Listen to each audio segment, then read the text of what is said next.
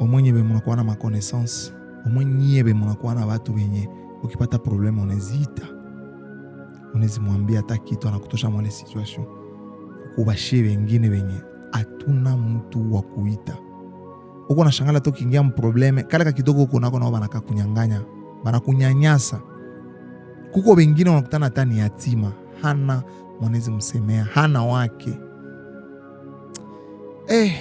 Maisha hii. Mwenyewe mnakuwa na connaissance wana. Mwenyewe mnajitapiaka mko mnaiwa watu, mnaaba colonel, mnaaba major, mnaaba directeur ya entreprise.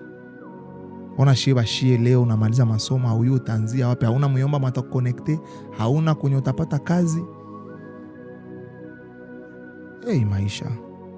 Hauna hata ndugu mwenye asena anakuwa quelqu'un mwenye anaweza kusauver msituation kwa makuna. Unatafungula kakope au nini, hauna hata contact, hauna connaissance mwanaweza kusaidia kupitisha hata kitu kako, au mwanaweza kusaidia hata jua hii, tateseka. Na saa una franga nyona depensa sana. Kumaanisha kuwa na franga, shakuwa na connaissance, nyona depensa tena na kidogo. Sasa ngine hata tafika unampigia salamu anambia mkubwa pita, wewe una problem, wewe mwingine nyona kuya wa hipato ndogo wanakufinya pale. Maisha. Mais hata perdre confiance.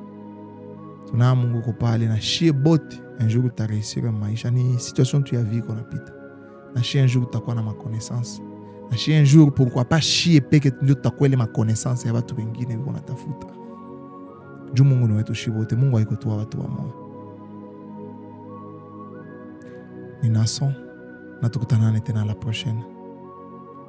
Peace.